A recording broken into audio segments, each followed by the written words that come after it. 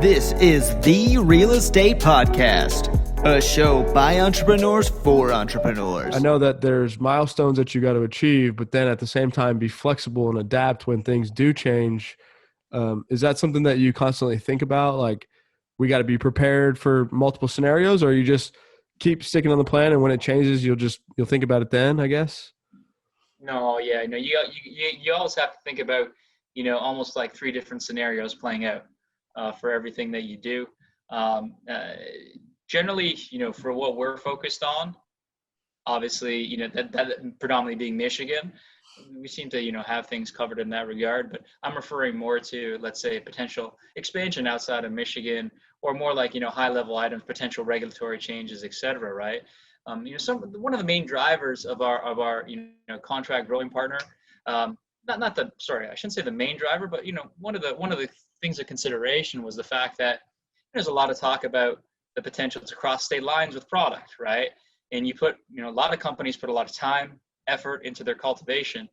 We were lucky to be afforded with, just a lot of licensed producers that are excited about the Gage brand, excited about the Cookies brand, willing to grow for us on a contract basis at pretty much zero cost to us. Consideration when we were thinking about that, to say, hey, a lot of rumors about potential, crossing state lines, cross-border, let's call it, transactions that may occur in the cannabis industry in the future. A lot of the big MSOs talking about hubs nowadays, in terms of, cultivation hubs. For us, obviously, Michigan is going to be a big hub. Overall, we'll be hopefully one of the bigger cultivators in the state by the end of this year, ramping up to 13 different facilities growing Gage and Cookies branded products. So again, you try to make the best decision possible with the information that you have available to you. Mm-hmm.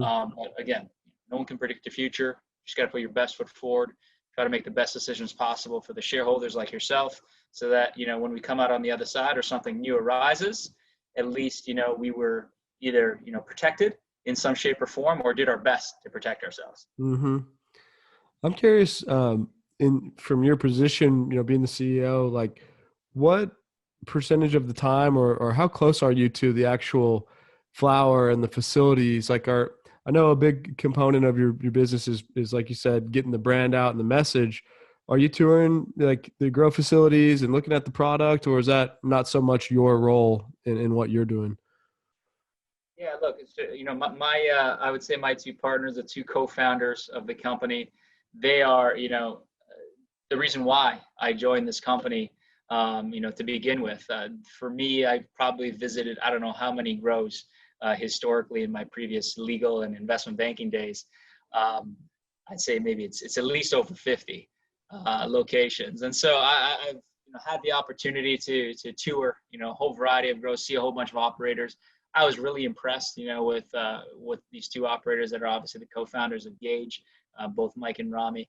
And, again, frankly, they handle the majority of the operational side of things. But, from a high level strategic standpoint, we're always, talking to each other. I probably talk to them multiple times a day, along with, the rest of the management team to really think about, where we want to go next and what we want to do.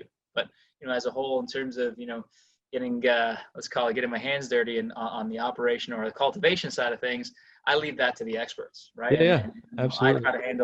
I try to handle what I'm good at, or at least what I think I'm good at. Mm-hmm. And that's obviously talking to you and making sure that, everyone out there is learning about the Gage story and actually figuring out what makes us so special. Yeah. Well, what was that like for you? Because this is the first time you've been in this particular role. I know you've, like you said, from the investment banking, you've been a part of taking companies to the next level. Yeah. Anything that you were surprised by or learned in these first 60 days since actually listing? Yeah, no, not really much of a surprise. It's just it hits you like a ton of bricks, right? You have to be on top of your game on a consistent basis. Evidently, it's a lot of work. I try to get myself out there as much as I can, as I mentioned, to tell the Gage story and to talk about the positives of the company, and where we're going and what our plans are for not only Michigan but potentially outside of Michigan. So I kind of knew what I was getting into. Again, my previous experience has helped with that, knowing, hey, this wasn't going to be a walk in the park. But I'm having a lot of fun, to be honest with you. It's a lot of fun. You get to meet so many people all the time. not only on the investor side of things, but, new brands out of state that, want to come to Michigan. And it's a fun process. I think overall myself and the Gage team are having a good time. We're achieving some great success, and just makes things a lot easier when you're working those, 12, 14, 16-hour days. Yeah, I can imagine. I mean, probably a lot more people start reaching out, and because obviously you guys had a good brand and a name, but some people don't see it until it gets listed.